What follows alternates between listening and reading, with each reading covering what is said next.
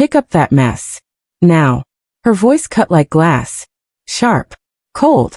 No trace of respect. The woman stood tall in the living room doorway, arms folded, chin tilted. My son beside her didn't speak. He just watched, letting her words fall heavy on me. I bent down slowly, my knees aching, hands wrapping around broken plates on the floor. Shards dug into my skin, but I said nothing. No complaint. No sigh. Only silence. Careful, she mocked, smirking. Wouldn't want you bleeding on the carpet you didn't pay for. Laughter from her lips. A smile from his. Their faces so proud. I carried the pieces down the narrow stairs. The basement greeted me with its damp breath. Walls sweating with mold. A single bulb hanging weakly, swaying with every step. This was my place. Their maid's corner. The room where they threw me when I wasn't useful enough upstairs. Neighbors had seen hints. My face pale in the window. My body hunched under bags of trash. They whispered yes. But no one stepped in. No one asked why the mother of the house carried herself like a servant. I laid the shards in the trash bin, dust rising around me. My fingers stung. My back throbbed. Still I stood there, silent. They thought my silence was weakness. They thought I was theirs to break. But no one knew the fight hadn't even started. Morning began before theirs. I woke in the basement to the groan of pipes and the bite of cold concrete. My blanket was thin. My breath showed in the air. Upstairs I moved quiet. Coffee on. Eggs in the pan. Bread toasted. By the time they came down, the table was ready, steaming, waiting. They didn't look at me. More salt next time, she muttered, sliding her plate aside. He didn't even taste it. Just scrolled his phone, nodding when she complained. After breakfast, I scrubbed the dishes. Scrubbed the counters. Scrubbed the floors on my knees until the smell of bleach filled my lungs. Then laundry. Then windows. Then trash. The routine never changed. Orders barked. Work done. Silence given. My hands cracked. My knees bruised. My body weakened. But my eyes never dropped. I watched them when they weren't looking. Watched their arrogance, their comfort, their belief that power was permanent. Sometimes neighbors glanced through the fence as I dragged heavy bags out. Their eyes flickered. A question almost formed. Then they turned away. Always away. Every night ended the same. The basement door shut with a thud. Locks clicked. Darkness settled. I lay still on the cot, staring at the ceiling, breathing slow. They thought I was broken. They were wrong. The phone rang when the house was empty. Just once. A number I knew but hadn't seen in months. I lifted the receiver with a trembling hand, holding my breath. Ma'am, the lawyer's voice was steady, respectful. Just confirming. The inheritance transfer is finalized. All 500 million remains under your name. Accounts secured. No one else has access. 500 million. The word echoed in the basement, bouncing off the damp walls. I closed my eyes and let the silence wrap around me. Upstairs, I heard nothing but the faint ticking of the clock. No footsteps. No voices. Do you wish to proceed with the distribution plan? He asked. I smiled. The first real smile in weeks. Yes, I whispered. But not yet. A pause. Then, understood. I'll wait for your instruction. The line clicked dead. I set the phone back down gently, heart steady, not racing. My secret breathed again, alive and waiting. They thought I was a maid. A burden. An old woman with no worth. But my silence held more weight than they could imagine. My obedience was only a mask. A shield. Behind it was steel. When the basement door creaked open that evening, they found me folding laundry. Calm. Ordinary. The same woman they thought they owned. But I wasn't theirs. Not now. Not ever again. From that moment, the game changed. Don't just stand there. Bring the drinks. Her voice carried over the laughter of her friends gathered in the living room.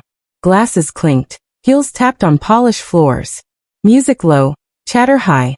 I stepped in quietly with the tray. Glasses rattled under my shaking hands. Her friends turned, eyes narrowing. Is that your maid? One of them asked, lips curling. She smirked. Something like that. She lives here. Cleans. Cooks. Eats scraps. You know. Their laughter rang sharp, cruel. My son leaned back on the couch, arm draped around her shoulders. He didn't flinch. He didn't defend. He only smiled, letting the insult hang in the air like smoke. Careful, one friend teased. She might curse you in your sleep. More laughter. Louder this time. I bowed my head. I set the tray down. My hands shook, but not from weakness. From restraint. My eyes stayed calm, fixed on the carpet, but behind them was fire. A quiet fire no one here saw. Don't just stand there, she snapped again. Pick that up. You're slow. I bent, lifting an empty glass from the floor. My reflection caught in its surface, lines, shadows, tired skin. But behind it, eyes unbroken. Her friends giggled. They believed what she said. Believed I was nothing. I stayed silent, holding my breath.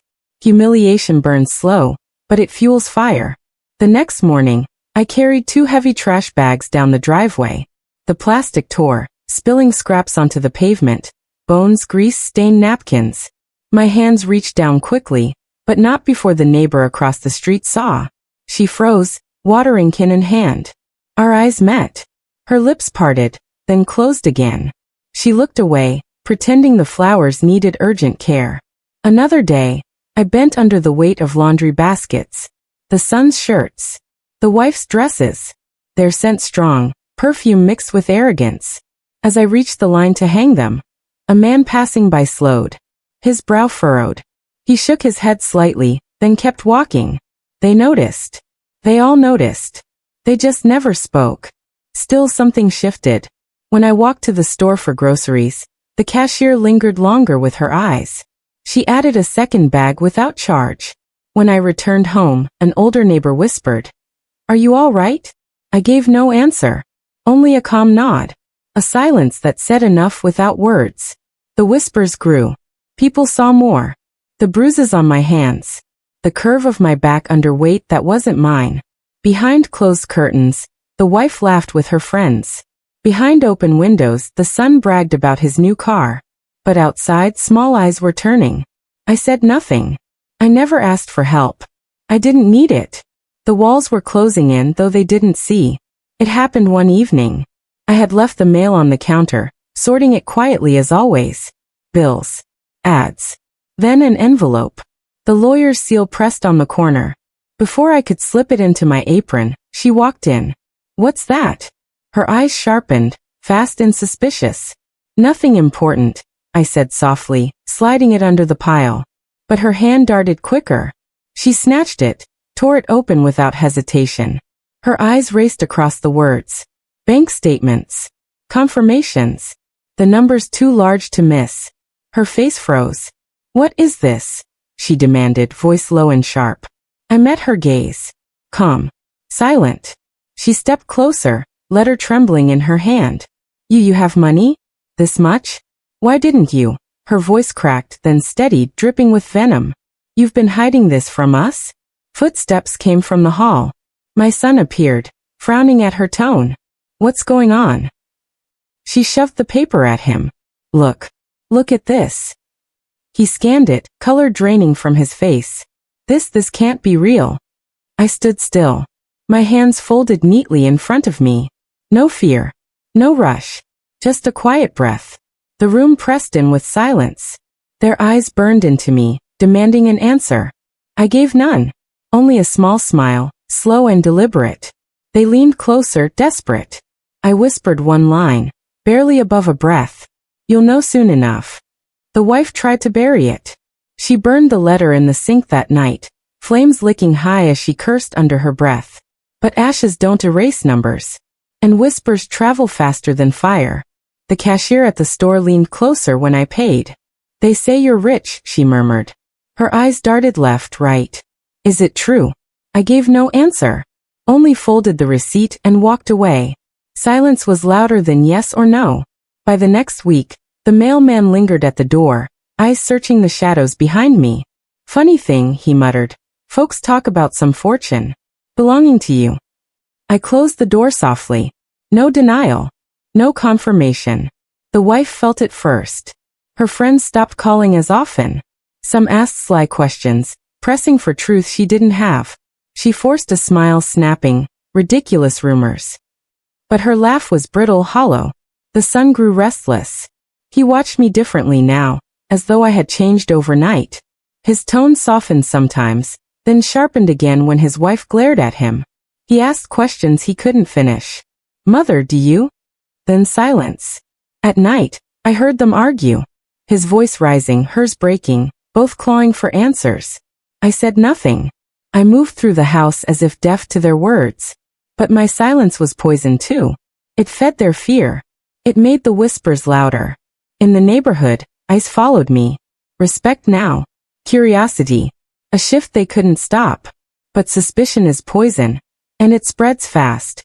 One afternoon, she called me into the dining room. Papers lay spread across the table, a pen placed neatly on top. Her smile was wide, too wide, her tone dripping sugar. "Mother," she began. "We just need you to sign these. Simple forms. Routine. For the house." I looked down. The lines weren't simple. Transfer of ownership. Power of attorney. Control dressed in fine print. "Just a signature," she urged, sliding the pen closer. "You trust us, don't you?" My son stood by the window, hands in his pockets, eyes averted. He didn't speak. But his silence told me enough. He knew. I picked up the pen, held it between my fingers. Their breath caught, hope flashing across their faces. Then I set it down. Calm. Deliberate. "No." Her smile cracked. "What did you say?" I met her eyes. Steady. Sharp. "No." Her voice sharpened, rising fast. "You don't understand. This is for your good. You can't handle." I stood, chair legs scraping against the floor. My movements slow, controlled. My silence louder than her shouting. My son finally turned, his face pale. He opened his mouth, but no words came. I walked away, left the papers untouched, left their plans crumbling in silence. Behind me, I heard her scream, a sound not of power, but of panic. They had no idea what storm was brewing. The letter came on heavy paper, stamped with the lawyer's seal. My son read it aloud at the table, brow furrowed. Mandatory appearance. Debt inquiry. His voice shook. "What debt?" The wife snatched it from his hands, scanning it twice, 3 times. "We'll go," she hissed. "If she's hiding something, we'll find out." They didn't look at me, didn't ask. They simply assumed I would follow. The town hall was crowded that afternoon, the air buzzing with curiosity. Neighbors filled the seats, whispers darting from row to row. Word had spread. They arrived first, dressed sharply, wearing nervous smiles. Their hands clutched each other's, tighter than usual. They scanned the room, searching for answers. Then the doors opened. I stepped inside. Not in rags. Not with bent shoulders or cracked hands. My dress was clean, dark, simple but elegant. My hair combed smooth. My steps steady, measured. Gasps rippled across the hall. Heads turned. Conversations fell silent. The wife's jaw dropped. My son blinked as though he'd never seen me before. I walked to the front, past them, past the crowd, and took a seat beside the lawyer. Calm. Poised. No rush. No fear. The lawyer stood, papers in hand, voice carrying over the hushed room. "We are here to clarify ownership and holdings. All questions will be answered." All eyes shifted to me. Not as a maid. Not as a servant. For the first time, they saw her differently. The lawyer adjusted his glasses, his voice calm but firm. "Mrs. Albright," he used my name, not theirs, "is the sole heir to a private estate valued at $500 million. All assets remain under her control." The words fell heavy. Gasps broke through the hall. Whispers swelled, sharp and electric. People leaned forward, eyes wide. My son's face drained white. His wife's mouth hung open, trembling before she snapped it shut. That's impossible," she stammered, turning to the lawyer. She's our maid. She has nothing." The lawyer raised an eyebrow. "Maid? No. She is my client, and she owns more than anyone in this room." The crowd's murmurs grew louder, shifting. I felt their eyes on me, not pity this time, not dismissal. Something heavier. Respect. Awe. My son leaned forward, voice cracking. "Mother." Why didn't you tell us? I met his eyes. Silent. Calm. The weight of my gaze made him flinch. The wife scrambled for words, her voice shrill. If this is true, then we should be managing it. She doesn't know what to do with that kind of money. We're family. It should. Her words drowned under the rising noise. The crowd no longer laughed with her. They laughed at her. Small smirks, shaking heads, whispers sharp as knives. I sat still, hands folded. Not a word. Not a flinch. Just presence. And in that silence, their pride cracked. But I wasn't finished yet. The lawyer cleared his throat, and the murmurs fell to silence. His hand rested on a folder thick with papers. Before we proceed, he said evenly, there is more. Documentation. Witnesses. Evidence. The wife stiffened. My son shifted in his chair, jaw tight. The lawyer opened the folder and lifted the first page. Medical notes. Photographs. Records of bruises and untreated injuries. He placed the papers on the table for all to see. Gasps echoed through the hall. He held up another sheet. Statements from neighbors. Confirming she was seen carrying trash, cleaning streets, doing menial labor while locked in the basement. The crowd stirred. Eyes turned sharp. Some mouths twisted in disgust. Not at me, but at them. Locked in the basement. A man whispered aloud, voice breaking the silence. Yes, the lawyer confirmed. Confined. Humiliated. Exploited. The wife slammed her hand on the table. Lies. All lies. Her voice cracked, too loud, too desperate. Then explain the photographs. The lawyer slid them across the table. My bruised hands. My hunched back. The cot in the basement with no sheets. The son reached for them, but his hands shook too much to hold the pictures steady. He tried to speak, but his throat caught. Mother, this isn't how it looks. The lawyer's voice cut through cold and sharp. It is exactly how it looks. The hall buzzed now, voices rising in anger. Heads shook. People leaned forward, whispering words that stung like blades. Cruel. Unthinkable. Their own mother. Their empire of pride collapsed in seconds. The lawyer raised one final envelope, sealed with heavy wax. His voice dropped lower, commanding silence. There is one last matter. Mrs. Albright has amended her will. All sound in the hall died. Even the whispers stopped. My son's head snapped toward me. His wife's fingers clawed at his arm. What does that mean? She hissed. Tell me it's not what I think. The lawyer broke the seal, sliding out the documents with slow precision. His eyes scanned the lines before he read aloud. Effective immediately, neither her son nor his spouse shall inherit any portion of her estate. All rights, assets, and properties are removed from their names. The words struck like thunder. Gasps tore through the crowd. Murmurs exploded again, louder, sharper. People turned toward them, eyes wide with disbelief, with contempt. The wife shot to her feet, voice screeching. You can't do this. You're her lawyer. You're supposed to protect us. Protect you? His tone cut like steel. I protect my client, not her abusers. The son's lips moved, stuttering fragments. Mother, please, we're family. We didn't mean. I looked at him. Calm. Silent. The weight of my gaze crushed his words before they reached the air. The lawyer continued, his voice final. The inheritance has already been reassigned. It is no longer theirs. The hall stilled. Every eye locked forward. Every breath waited. And then the doors at the back of the room swung open. Footsteps echoed on the polished floor. The lawyer nodded toward the figure stepping inside. And the new heir walked into the room. All heads turned. The hall held its breath. A woman stepped forward. Plain clothes, steady stride. She was no stranger to me. The nurse who once tended my health in secret. The only one who had ever slipped food into my hands when they locked me downstairs. A quiet friend when no one else cared. Whispers rippled. Who is she? Not family. Why her? The lawyer's voice carried over them. By Mrs. Albright's decision, the estate will be divided between charitable foundations and one named heir, Miss Carter. The nurse froze, stunned. Her hand rose to her chest. Me. I nodded once slowly. You stood by me when others turned away. My words were soft but cut through the hall like a blade. Kindness weighs more than blood. The wife's face twisted, red with fury. This is madness. You'd give everything to some outsider. The lawyer snapped the folder shut. This outsider, he said, showed her more dignity than her own family. Applause broke from the back rows. Small at first, then louder.